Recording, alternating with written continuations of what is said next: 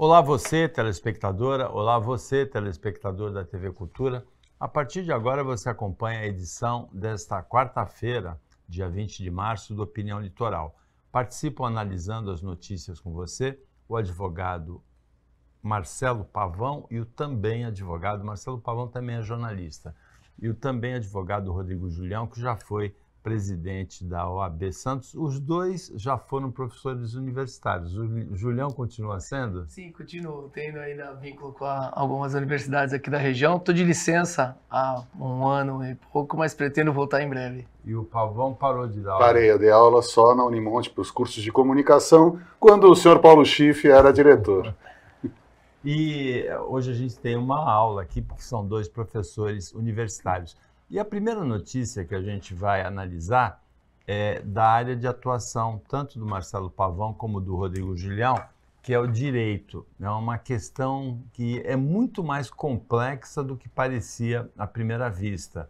Hoje o Superior Tribunal de Justiça, Julião, começa a tomar uma decisão, ou toma a decisão, não se sabe se esse julgamento vai ser protelado, se vai se arrastar, sobre o caso do Robinho, que foi condenado por estupro coletivo na Itália, 9 anos de prisão, mas veio para o Brasil, não pode ser extraditado porque é cidadão brasileiro, e a Itália pediu ao Brasil que ele cumpra a pena aqui. Qual é o prognóstico, hein, Julião?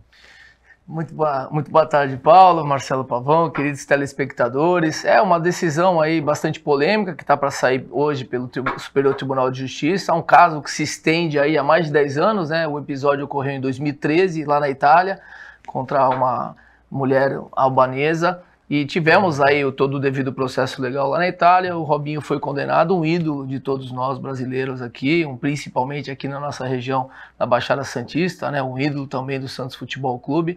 E lamentamos muito o fato em si. Mas, por outro lado, tem a questão jurídica que tem que ser analisada, e a discussão em especial é se ele vai cumprir ou não a pena aqui no Brasil. Então, a gente tem um dispositivo na Constituição Federal aonde brasileiros natos não podem ser extraditados. Então a justiça italiana pediu para que ele cumprisse a pena aqui no Brasil. Quem vai apreciar esse pedido é o Superior Tribunal de Justiça, através da sua corte especial. Está marcado o julgamento para hoje. Provavelmente tenhamos uma decisão positiva ou negativa, mas também, independente da decisão, Paulo, é bom deixar muito bem claro que não quer dizer que qualquer tipo de penalidade vai ser cumprida imediatamente, porque o que decidir o Superior Tribunal de Justiça hoje ainda cabe recurso para o próprio STJ e também para o Supremo Tribunal Federal. E o nosso judiciário atualmente prevê que tem que aguardar o trânsito em julgado da decisão. Então é uma decisão muito importante, que vai ser um divisor de águas com relação a essa questão do cumprimento da penalidade ou não aqui no Brasil, mas esse episódio não deve acabar hoje. Então, se não houver nenhum pedido de vistas por parte de nenhum dos ministros, tiver uma decisão positiva ou negativa, fatalmente teremos aí o ingresso de recursos por qualquer uma das partes, e essa decisão não transitará em julgado assim no espaço tão curto de tempo. Pavão, a defesa do Robinho alega que o Tratado de Cooperação Jurídica entre Brasil e Itália explicita que não cabe esse recurso de pedir para cumprir a pena no país. É um tratado de 1950, da década de 50, e que está em vigor. Então, se o Superior Tribunal de Justiça se restringir à técnica, o Robinho não cumpre a pena no Brasil. Mas existe um clamor público para que ele cumpra a pena no Brasil. Olha, Paulo, primeiro, boa tarde, Paulo, boa tarde, Rodrigo, boa tarde a todos. A gente está falando de um assunto que, na reprise à noite, pode ser que já tenha sido decidido. Então, a gente faz a ressalva que nós estamos falando à tarde. Muito bem lembrado. Antes do julgamento, que a gente não sabe ainda, se alguém estiver vendo na madrugada, o que aconteceu. Então, Paulo, você colocou, primeiro, não tenho o que retocar aqui do professor Julião falar sobre essa questão, mas você tocou num ponto que é muito importante. O clamor público não pode e não deve ser a pauta de magistrado, porque se assim o for, então é mais fácil colocar uma praça pública, vai todo mundo para a praça, e a gente fala, joga piche, joga pena, enforca. Não é assim que funciona. Então, o clamor público não pode ser. Eu espero, torço e quero acreditar que o julgamento será técnico. Isso não significa que eles simplesmente vão dizer, olha, não vamos cumprir, não vai cumprir. Porque também existem outros tratados, da reciprocidade. O Brasil já tem uma mancha no passado com Cesare Battisti, quando o então presidente Lula, lá no último dia do segundo mandato, ele não autorizou a extradição do italiano. Então, existe já uma animosidade histórica entre o Brasil e a Itália. Eu espero que o julgamento seja técnico, eu não aqui fazendo juízo de valor, porque não, infelizmente ontem ficou rodando nas redes sociais um vídeo do próprio Robinho dizendo que tem provas, dizendo que ele prova a inocência. Não está em julgamento mais se ele é culpado ou inocente, isso já foi, ele já foi sentenciado. O que a gente está aguardando o STJ, como o Julião falou, é a decisão de se ele cumpre ou não a pena e o que vai ser decidido. Mas, nesse instante, o que eu quero acreditar é que nenhum ministro vai pedir vista. Não há o que pedir vista, vamos decidir isso de uma vez. E como bem disse o Julião, não vai, o que for decidido hoje não será aplicado amanhã. Então, assim, olha, decidiram que o Robinho tem que cumprir a pena, ele não vai ser preso amanhã. Existem ainda recursos pendentes e a lei prevê. O que a gente precisa, e eu acredito, é que o cumprimento da lei e das regras, o julgamento técnico, não possa significar também impunidade, que é esse o sentimento da sociedade. Então, que se faça a lei e que se deixe clara exatamente essa execução da lei, deixe que os ministros do STJ deixem muito explícitos exatamente a sua decisão, que não seja uma decisão baseada em clamor e muito menos em opinião pessoal. Agora é aguardar para ver, e como bem lembrou o Pavão, talvez à noite, na reapresentação desse jornal Opinião, a decisão já tenha sido tomada. Nesse momento, né, da 1h30 da tarde, a gente ainda não tem a decisão, o julgamento começa às 2h com televisionamento direto. Tem um assunto muito espinhoso da gente tratar aqui. São 2 levantamentos que foram divulgados, um do Instituto Sou da Paz. O Instituto mediu os índices de criminalidade em agosto e setembro do ano passado, durante a realização da Operação Escudo, aqui na Baixada Santista, que foi uma reação à morte de um policial da Rota em Guarujá no final de julho do ano passado, e chegou à conclusão que a criminalidade aumentou durante a Operação Escudo. Ou seja, o Instituto Sou da Paz está dizendo assim, olha, não funcionou a Operação Escudo. Sendo que a gente sente que uma boa parte da população apoia a Operação Escudo e uma boa parte acha que há excessos, é um tema controverso, por isso que é delicado de tocar nisso. Nós estamos à vontade para tocar nisso, porque a nossa linha editorial sempre foi a de destacar ações positivas da polícia.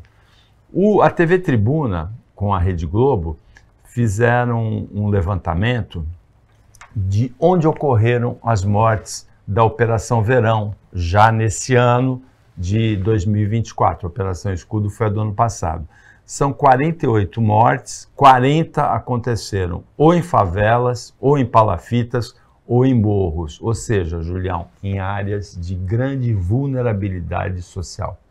É uma questão bastante polêmica, muito delicada, o que envolve a segurança pública na região, o aumento desse índice, para mim não é surpresa, Paulo, até porque a operação veio inclusive por causa do aumento do índice, então não foi um caso específico, olha, foi assassinado determinado policial, não, estava havendo uma intromissão maior da polícia em determinados setores aqui da região, porque é público o aumento da criminalidade, decorrente por muitas vezes do tráfico também internacional de drogas por causa do nosso porto. Agora, por outro lado, essa questão que envolve esse estudo das taxas de mortalidades em situações e bairros com maiores vulnerabilidades exige uma atenção maior, exige uma atenção especial e nenhum tipo de abuso pode ser permitido ou tolerado. E é isso que a gente espera do governo do estado, é isso que a gente espera dos executivos municipais envolvidos. Olha, tem que combater a criminalidade? Tem, mas não podemos compactuar ou permitir nenhum tipo de abuso. Então é importante esse tipo de informação, é importante esse trabalho da imprensa que vem sendo realizado e divulgado justamente para a gente cobrar do poder público. Eu vejo, por parte do governo do estado, desde o ano passado, medidas muito fortes no tocante ao confronto contra a criminalidade, que por grande parte da população isso é saudável. A gente quer se sentir seguro numa região que sempre foi considerada muito segura e de 6 meses para cá está gerando uma certa insegurança por causa dessas situações pontuais. Agora, por outro lado, a gente sabe que o confronto direto vai ter consequências, retaliações, né? Na semana passada tivemos aí ônibus incendiados que provavelmente tiveram ligação com esse tipo de operação. A gente sabe que em determinadas situações do confronto direto tem troca de tiros e por muitas vezes, infelizmente, alguns inocentes podem ser, né, baleados. Então a gente tem que tomar muito cuidado com esse tipo de informação, primeiro para não passar informação errada e segundo, para cobrar do poder público para que não seja permitido nenhum tipo de abuso. O que eu vi por parte do governo do estado, por mais que algumas declarações tenham sido muito fortes, né, algumas frases ou expressões desnecessárias em alguns momentos por parte do próprio governador do estado, o que eu vejo aonde ele está percebendo abuso, está tendo troca. Já tivemos mais de 30 cargos de chefia com troca de direção justamente para acertar, né? Não é uma situação fácil onde de forma pontual vamos resolver o problema, não. Exige sacrifício, exige esforço e principalmente responsabilidade. Não por parte apenas de todo o efetivo da polícia, que está fazendo um excelente trabalho em que pese essas consequências que vêm ocorrendo, mas qualquer tipo de abuso vai ter que ser apurado e devidamente penalizado. O Marcelo Pavão comenta esses 2 levantamentos divulgados nessa semana, depois do intervalo, que é bem rapidinho, fica com a gente.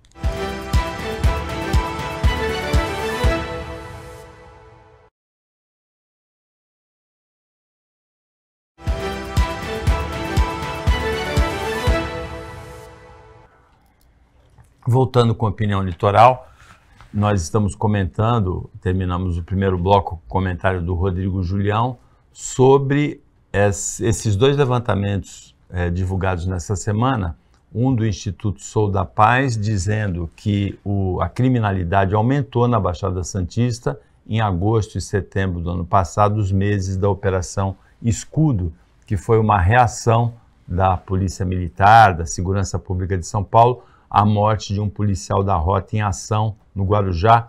Não acontecia a morte de policial da Rota em Ação desde o ano 2000, eram 23 anos. E o outro levantamento é da TV Tribuna e da Rede Globo, que mostra que 40 das 48 mortes da Operação Verão nesse ano aconteceram em áreas de grande vulnerabilidade social, Pavão. Olha, Paulo, eu queria acrescentar o seguinte comentário. Eu, particularmente, sou totalmente favorável às ações da polícia, não dá para você enfrentar bandido oferecendo flor. Infelizmente, não é assim que funciona. Mas eu sou um crítico do governador no sentido de que ele se opõe e não investe na transparência da ação policial. E a transparência passa, na minha opinião, necessariamente pelas câmeras nos coletes dos policiais. E por que isso? Porque nós vimos, por exemplo, aquele policial que foi executado aqui no Guarujá, quando ele estava fazendo a ronda, e o bandido deu um tiro e matou o policial, ficou provado que foi uma execução. Então, é essa transparência que eu penso que deva existir sempre. Porque essa estatística, olha, 40 pessoas estavam na área de mais vulnerabilidade do que as outras 8, ok. A segunda questão, essas 40 pessoas foram mortas em que situação? E é isso que a gente precisa começar a esmiuçar, porque se a gente deixa no genérico, se a gente deixa na amplitude, olha, todo mundo é fuzilado. Sim, é óbvio que existem locais que vão ter que ter mais energia do que outros, mas não pode ser uma regra pacífica. Há necessidade de ter transparência. E eu não entendo, sinceramente, por que o governador e o seu secretário de segurança são tão contrários a essa transparência da polícia. Se justamente com essa informação a sociedade ela pode se unir à polícia, às forças policiais, ela não precisa ficar contra. Agora, no momento que a gente não tem essa transparência, a gente vive uma insegurança como está aqui na Baixada. Basta você sair à rua em alguns horários do dia e vem uma viatura da rota do choque correndo, você abre caminho, você estaciona, porque a insegurança / medo, ela está nas ruas. Então, com a transparência, com a informação, há condição da sociedade se unir às forças policiais, da sociedade acreditar muito mais do que hoje. Infelizmente, essa falta de transparência traz dúvida e a dúvida só funciona a favor do bandido, Paulo. A insegurança na Baixada, ela traz consequências graves, a região é turística, os levantamentos também têm mostrado que os aluguéis de imóveis de temporada para Páscoa despencaram, nem todos os imóveis que costumam ser alugados, uma boa parte não foi alugada na temporada de verão, no Carnaval. Tem uma colaboração das notícias de violência, tem uma colaboração também das notícias de deslizamentos de terras que aconteceram com consequências graves aqui. Um levantamento que a gente comentou ontem aqui, uma pesquisa do Instituto Datafolha, mostrou que entre os moradores de São Paulo, da cidade de São Paulo, 88% são favoráveis ao uso de câmeras nos uniformes dos policiais, contrariando a opinião do governador Tarcísio de Freitas e do secretário que se exonerou do cargo temporariamente para exercer o mandato de deputado em Brasília, Guilherme Derrite. Julião, uma decisão tomada hoje pela Justiça da Espanha surpreendeu, eu tenho a impressão que boa parte do mundo. Foi estabelecida uma fiança de 1 milhão de euros para que o ex-atleta brasileiro Daniel Alves, condenado por estupro, ele responda em liberdade à continuidade do processo, aos recursos que foram apresentados. Sem dúvida, Paulo. Foi uma manchete em todos os veículos de comunicação no mundo inteiro, né? Um caso que teve uma repercussão mundial, que prevê a possibilidade do pagamento de fiança, e a corte lá da Espanha acabou dando esse benefício ao Daniel Alves para que ele cumpra em liberdade mediante um pagamento de uma fiança de 1 milhão de euros, mais de 5 milhões de reais. É um valor bastante expressivo, né? Para a maioria, grande parte de toda a população. Não sei se para o Daniel Alves é tão expressivo assim, apesar de terem relatado que ele está numa situação financeira um pouco mais delicada depois de todo o ocorrido, mas o que gerou por muitos sentimento de impunidade, né? A própria família da vítima já deu uma declaração dizendo a justiça para os ricos, porque quem tem dinheiro e pode pagar fiança não fica preso. Quem não tem dinheiro para pagar fiança iria cumprir a pena. É importante destacar dois aspectos. A fiança tem previsão legal, tá tanto aqui no Brasil quanto lá na Espanha, ou seja, é uma decisão embasada no aspecto técnico, tá? Há previsão específica para o pagamento da fiança e responder em liberdade. Ele, efetuando o pagamento, que não foi realizado ainda, irá cumprir liberdade. E outra questão que a gente tem que deixar muito bem claro é que esse sentimento de impunidade, foi lá, pagou e está livre, não. O processo continua, ele está sofrendo medidas restritivas, como entrega de passaporte, não pode se ausentar do país, ele vai ter que toda semana comparecer à corte para assinar lá dizendo que ele está com domicílio na Espanha, ou seja, não pode se ausentar. E a fundamentação da justiça espanhola foi justamente no sentido, olha, não há mais risco de fuga do Daniel Alves, então não havendo risco, ele com domicílio aqui, pagando a fiança, ele poderá responder em liberdade. Né? Então assim, ele vai responder o processo em liberdade, não é que se pura e simplesmente ele está pagando a fiança e ficou livre, solto, absolvido. Não, longe disso, o processo continua, é uma situação bastante delicada, onde ele teve uma penalidade, para muitos, inclusive inferior ao que foi pedido, né? A família da vítima pedia 12 anos de prisão, o Ministério Público 9, ele conseguiu 4,5 de condenação, ou seja, metade do pedido do... Já com dinheiro, né? Isso porque antecipou 150 mil euros para a vítima durante a instrução do processo. E agora, com o pagamento da fiança, ele responderá ao processo em liberdade. Mas foi assim, uma notícia que deixou todos surpresos, né? Porque tem 30 dias praticamente que houve a condenação veiculada aí, depois a Corte Superior decidiu que ele poderá responder em liberdade, e ele, realizando o pagamento de 1 milhão de euros, estará aí retornando ao celar para cumprir com medidas restritivas lá na Espanha. Eu só queria acrescentar o seguinte: primeiro, o Daniel Alves foi preso basicamente por causa do Robinho, e aí a gente explica como o Robinho estava sendo processado na Itália, ele fugiu para o Brasil, que não extradita cidadãos brasileiros natos. Quando houve o fato do Daniel Alves, em dezembro de 2022, e a prisão em janeiro, a prisão dele foi decretada, a prisão preventiva, por quê? Por medo de fuga, como o Juliano estava falando agora.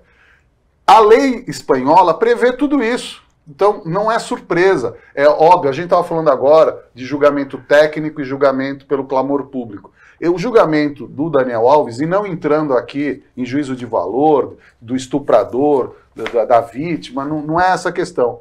Tecnicamente, o julgamento, a lei espanhola prevê o pagamento, que como foi feito de 150 mil euros ou dólares, eu acho que foram euros que foram colocados, e agora a fiança, observando várias limitações de ir e vir, de viagem, de prestar depoimento. Então, esse é o mesmo fato que a gente, trazendo para o Brasil, a gente fala do Robinho. A gente tem que se ater à questão técnica. Infelizmente, uma coisa que é uma consequência desse excesso de informações das redes sociais é que todo mundo acha que é juiz de terceira instância, ou é médico, cirurgião, ou é um dentista. Então a gente precisa se ater a fatos e a técnica. A lei espanhola prevê, é óbvio que a família da vítima vai ficar revoltada, que muita gente não vai gostar, mas a gente está falando de tecnicidade, de o que está na lei. E a lei prevê isso. E diante de todas as garantias do Daniel Alves, ele vai para a liberdade condicional. E é esse que é o ponto. Será a sociedade espanhola se dá por satisfeita com esse tipo de decisão? É isso que a sociedade espanhola tem que fazer. A mesma coisa aqui no Brasil, quando a gente fala da efetividade das penas. Então a pessoa comete um crime, cumpre a pena, quando sai ela continua, então a gente está instituindo a prisão perpétua. Então a pessoa, não importa que ela responda à legislação, à justiça, se cumpre a pena, continua sendo execrado. Então a gente precisa rever e ver mais uma vez a questão da efetividade das penas. Será que as penas estão sendo justas ou as penas estão sendo aquém do clamor da sociedade? A sociedade que uma hora vai ter que se posicionar. Tem mais um caso, a gente já teve 2 casos de estupro, tem um caso de importunação sexual para a gente discutir depois do intervalo, que é bem rapidinho. Fica com a gente.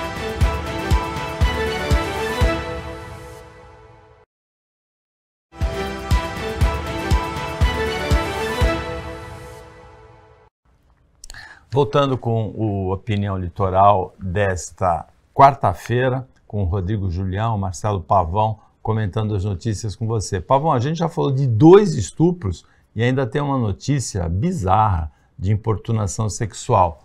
Um funcionário de uma corretora de investimentos no Ceará, casado, com filha, apalpou as nádegas de uma nutricionista quando ela saía de um elevador, foi flagrado pelas câmeras de monitoramento e não se apresentou ainda à polícia, mas já foi demitido pela empresa onde ele trabalhava sumariamente. Paulo, esses efeitos da tecnologia, eles vêm, nesses casos, para dar razão à vítima. Quantas pessoas fizeram isso, e historicamente já foi feito e continua sendo feito, sob o manto da impunidade, do tipo, se você falar, como é que você vai provar? Quantas pessoas, quantas mulheres, quantas crianças já foram importunadas e passaram por mentirosas, por pessoas fantasiosas? Então, essa é a realidade. O que nós não podemos é, diante de uma situação dessa, passar a mão na cabeça desse assediador. Ele tem que responder pela lei e ele tem que cumprir alguma forma de medida pedagógica e restritiva. Porque é esse que é o fato. A gente precisa evoluir para que as pessoas que cometeram delitos paguem pelos seus delitos e as pessoas que sofreram não sejam sempre acusadas de por que você deixou? Eu já tive clientes no escritório, mulheres assediadas, mulheres que foram importunadas, isso já há alguns anos, e o relato que eu tinha que quando chegava na delegacia, e aí eu não faço diferença delegacia da mulher ou delegacia normal, o delegado chegou a perguntar para a vítima, o que você fez para o teu marido te bater? Então, a pessoa chegava no meu escritório e falava assim, mas doutor, mas eu ainda tive que responder por que eu apanhei. Essas situações, diante de uma evidência dessa é que precisam ser alteradas. Essas provas precisam e devem ser levadas às barras da justiça para que esse assediador pague pelo que ele fez. Eu tive a oportunidade de receber o vídeo na internet, né, num dos grupos lá que a gente participa, e o vídeo é grotesco, né, totalmente descabida a postura, e o que lamentamos muito é que a gente sabe que não é um caso isolado, Paulo. Isso é importunação sexual, ocorre todos os dias, em ônibus, em metrô.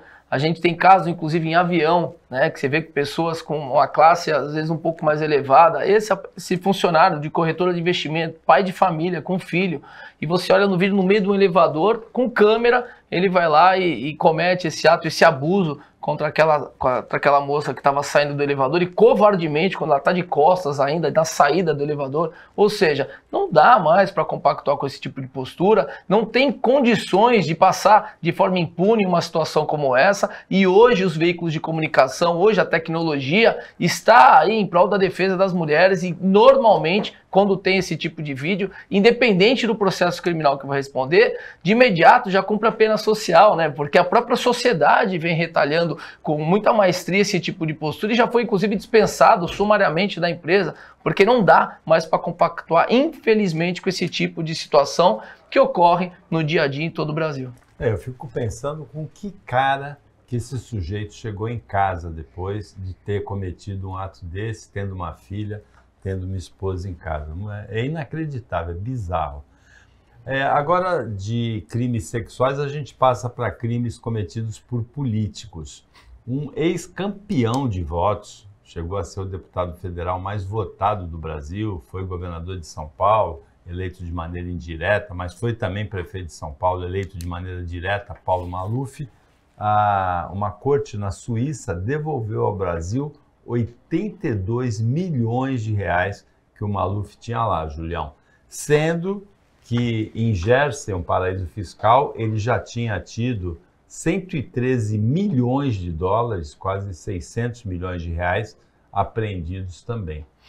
O Paulo Maluf foi envolvido em vários escândalos, né, políticos com relação à corrupção, em especial quando foi prefeito aqui no estado de São Paulo. Esses fatos ocorreram na década de 90, né, Paulo? Entre 93 e 96, quando ele estava na prefeitura de cidade, na construção de algumas avenidas importantes, que até hoje o cidadão paulistano e todo brasileiro utiliza-se na cidade de São Paulo. Como nós aqui, a Ponte Esmeralda Tarquínio. Também. A caixa d'água no Marapé, em Santos, são obras do Maluf. E foram todas obras que têm, assim, uma acusação de desvio muito séria. Teve pedido de mais de 150 milhões de dólares para que fosse resgatado ao país. E por um lado, onde por muitas vezes a gente fica com esse sentimento de impunidade, que não acontece nada, Maluf foi preso e foi solto. E falaram, aí, tá vendo? Já tá solto.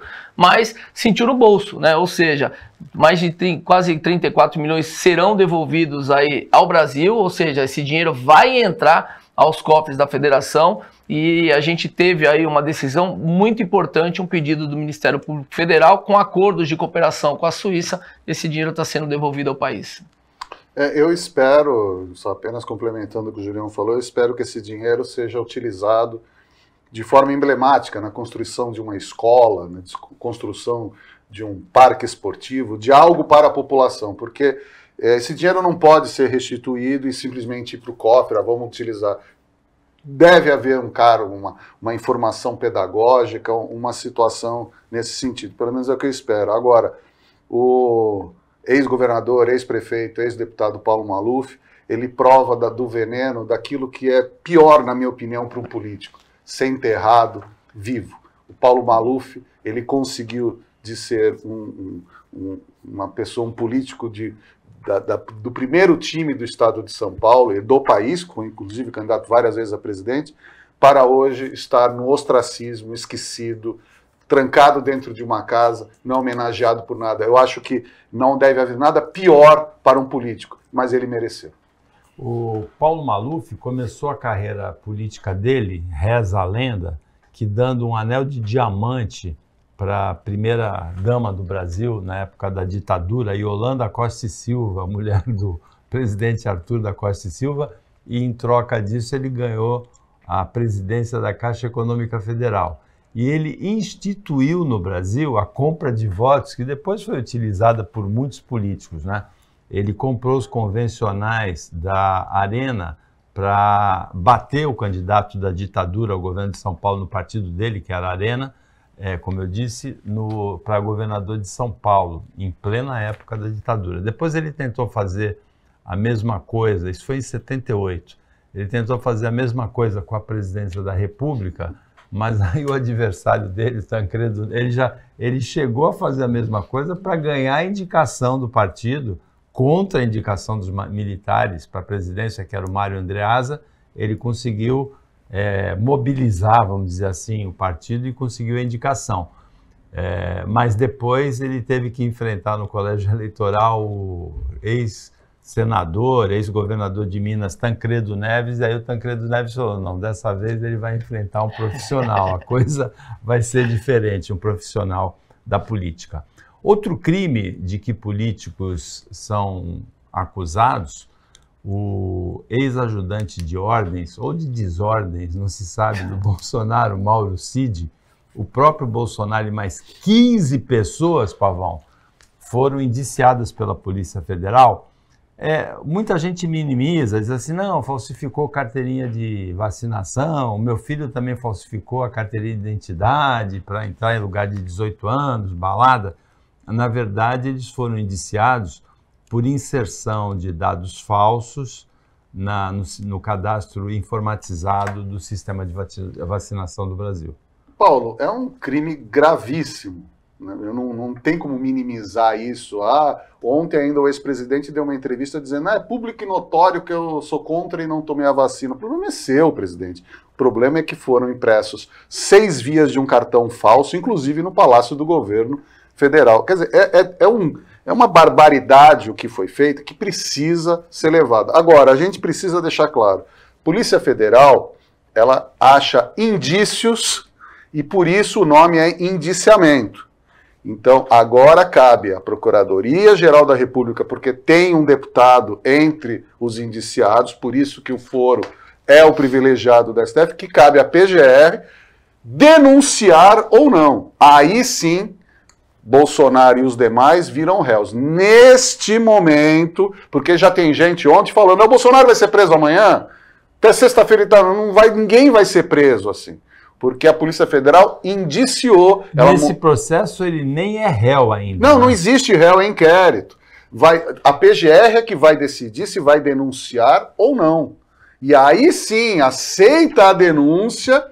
O presidente da OAB está aqui. Se aceitar a denúncia, aí ele vira réu. Não é uma coisa... A gente está aqui hoje o programa todo falando de técnica jurídica e de clamor popular. Muitas vezes você pode até ter uma opinião, uma vontade, mas existem leis. Ou a gente cumpre as leis, ou então a gente vai ficar num estado de caos. Então, neste caso, a Polícia Federal achou indícios do crime, passou para a PGR, que agora vai decidir. Vai denunciar ou não? Ele vai virar réu ou não? Pode arquivar. Pode simplesmente falar, olha, não tem indício de nada. E pode ser arquivado. A tendência aí, né, Paulo, é que a PGR aguarde a manifestação, inclusive, do governo americano, porque o cumprimento de regras é um dever de todos, em especial do presidente da República, né? A pessoa tem que dar um exemplo a toda a população. E lamentamos, e o ex-presidente Bolsonaro pagou uma conta muito cara por isso, não apenas essa questão da vacina, por explanações muito polêmicas durante toda a sua gestão, que eu já ouvi muita gente falar, se ele tivesse ficado quieto 4 anos, ele estava reeleito, né? E acabou ultrapassando aí por muitas vezes qualquer linha razoável e não cumprir, não tomar a vacina seria eventualmente um direito dele ou não. Essa discussão da obrigatoriedade da vacina não está em pauta aqui. A discussão está que ele falsificou um documento para ter um benefício. Qual o benefício? Ingressar em outro país. A falsificação não foi pura e simplesmente para falar, tomei vacina e estou vacinado aqui no Brasil, não. Ele falsificou para ingressar nos Estados Unidos. E isso tem uma conduta e uma consequência lá nos Estados Unidos. Porque, ou seja, em tese, colocou eventual americanos em risco, porque não podia entrar sem ser vacinado e ele entrou. Então a gravidade, para mim, é muito maior do que pura e simplesmente, como muitos falaram, mas quem nunca falsificou um RG para entrar numa balada? Não, a questão não é essa. É uma questão que envolvia a saúde pública. E o presidente do Brasil tem o dever de dar exemplo. Por outro lado, não podemos, é claro, condenar ninguém. Há indícios, teremos aí ou não o prosseguimento da acusação, e se for comprovado vai ter que responder, como todos. Não é porque é presidente ou ex-presidente que vai impune de um crime que eventualmente tem um menor potencial ofensivo. O menor potencial ofensivo para alguns pode ocorrer, mas para outros não, porque tem o dever de cumprir. E o presidente da República, independente de que seja, independente do partido político que seja, ele tem que dar o exemplo e cumprir as regras. E se for comprovado que o ex-presidente Jair Bolsonaro falsificou para ingressar num país que exigia a vacina para ingresso, eu penso que sim, é uma situação muito grave e ele deve responder por isso.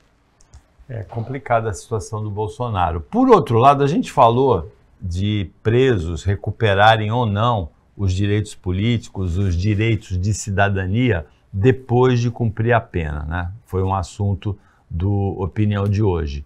Tem um preso político que parece ter recuperado plenamente os direitos políticos dele, que é o ex-deputado federal José Dirceu, ex-ministro, também ministro-chefe da Casa Civil durante o primeiro mandato do presidente Lula. Ele deu pitaco essa semana, dizendo que o PT, Julião, está perdendo a guerra da comunicação. O Zé Dirceu sempre muito influente no governo Lula. Isso até hoje, né, Paulo? Ele pode não aparecer tanto, mas a gente sabe que nos bastidores ele tem uma influência muito grande no governo. Tem mesmo? Você garante isso? Eu acho porque assim, ele está desde a origem do Partido dos Trabalhadores. Quem informou você disso? Foi o Rodrigo Marçaioli? Não, é público notório, Paulo. Assim, a influência do José Dirceu dentro... Você vê as próprias entrevistas dele, ele só dá informações pontuais, e quando ele dá esse tipo de informação, eu acho que é um recado para o próprio presidente, porque o que acontece? A popularidade do Lula, que caiu, e ele está preocupado, para mim é muito simples. O Lula está se preocupando mais lá fora do que propriamente o país. O Lula é uma pessoa que, se ele se voltar ao país, parar de viajar um pouco e cuidar da terra aqui, passar informação aos seus eleitores, com certeza a popularidade dele vai aumentar. O problema é que ele quer delegar isso aos ministros, e os ministros não são os presidentes, e a conta está aí. Então, assim, é importante essa política externa? Sim. É importante, por mais que ele tenha errado e paga a conta aqui mesmo e também no exterior, com algumas exposições polêmicas fora do Brasil, penso eu que para aumentar a popularidade do presidente só tem um jeito, ele voltando e ficando mais aqui. Paulo, hoje está difícil discordar do Julião. Mas... Hoje, porque sempre discorda. Sempre discordo. Mas você concorda com o Julião que o Zé Dirceu ainda tem influência no governo? E muita, para infelicidade, por exemplo, minha como cidadão brasileiro. Ele comemorou na semana passada os 78 anos, né? Com uma festa. Sim, com Paulo, muita gente poderosa. Não, muita gente não, com praticamente todo o primeiro escalão do governo federal, com presidente de Senado, presidente de Câmara, foi uma conjunção de estrelas políticas, assim dizer, semana passada. E você sabe se o buffet estava bom ou não? Eu não sei, mas deve estar, porque o regabof lá na alta cúpula é muito grande. Mas isso, eu fico triste, Paulo, porque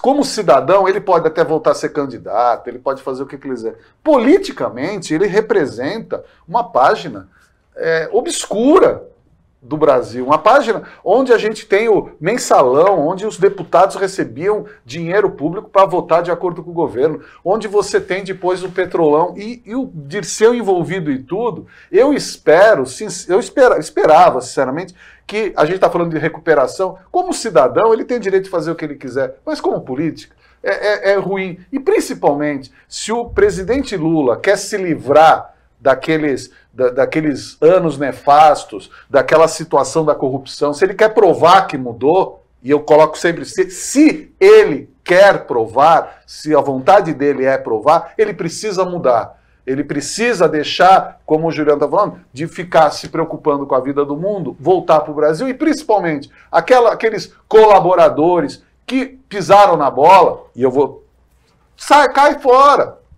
A lembrança... que a cena que eu vi de semana passada da festa de aniversário do Zé Dirceu, com toda a alta cúpula do Brasil cantando parabéns a você para ele, aquilo me embrulhou o estômago, aquilo me deixou triste, porque não é isso que eu quero. Eu quero é que o certo seja o certo e o errado é errado. Agora, quando a pessoa já foi condenada politicamente, tudo, volta a trabalhar, volta a fazer sua vida. Agora, politicamente, a gente não precisa de Zé Dirceu mais na política. Se aposenta, sabe, ele, Roberto Jefferson, toda aquela turma, para a gente não falar outra coisa, sabe? Não é isso que a gente quer. E se o Lula quer ter a opinião pública ao seu lado, quer ter um governo, ele precisa soltar esse peso do passado e provar que ele mudou. Neste momento, o Lula prova muita coisa, mas que mudou muito pouco. Zé Dirceu, Valdemar da Costa Neto, Roberto Jefferson, toda a turma do Mensalão, né? O Roberto Jefferson está preso, mas porque jogou granada na Polícia Federal, né? O Zé Dirceu aí no ostracismo, mas segundo o Julião e o Marcelo Pavão, com muita influência no governo. E o Valdemar da Costa Neto é o presidente do PL, o partido do ex-presidente Bolsonaro. A turma do Mensalão ainda toda aí, menos o Roberto Jefferson, ele ainda né? Continua presidente de honra do PTB. Presidente de honra do PTB, mas encanado, né? Ele, sinceramente... Ele dificilmente sai da prisão, né? Ele além de estar doente, aquelas granadas que ele jogou na Polícia Federal, acho difícil que ele... E a gente aguarda ansiosamente para saber quem mandou matar a Marielle, porque ontem o ministro foi, mas não disse. Eu quero saber quem e por que Marielle... Foi homologado o acordo foi homologada a delação premiada do Rony Lessa. Né? Só que ontem o ministro da Justiça chama uma coletiva para dizer, olha, estamos nos finalmente. Pô, para não dizer nada. O outono entrou hoje aos 6 minutos desta quarta-feira, começou o outono. Ele começa quente, mas logo depois chega uma frente fria até o final de semana e a gente deve ter, a partir de agora, temperaturas um pouco mais amenas. Começou também o signo de Áries, então você, telespectadora, você, telespectador de qualquer signo, pode arriscar um pouquinho mais. A coragem, o enfrentamento de risco é uma característica do signo de Áries. Chegamos ao final do Opinião Litoral desta quarta-feira, agradecendo muito a participação do Rodrigo Julião, do Marcelo Pavão, o trabalho da equipe técnica e de jornalismo daqui do Sistema Costa Norte, a presença da Maria aqui acompanhando a gravação. Vou prestigiar hoje o pai, Maria Paulo e Marcelo. Julião, de 8 anos, e agradecendo principalmente a você, telespectadora, a você, telespectador, que acompanham a gente mais essa edição. Especialmente cumprimentos para 2 aniversariantes do dia, nossas telespectadoras, a Daniela Nalo, fonoaudióloga, e a Cris Aragoni, executiva do mercado automotivo. Parabéns para as duas. E para você, telespectadora, para você, telespectador, até amanhã, nesse mesmo horário depois do Jornal Litoral. Uma ótima quarta-feira para você que você merece.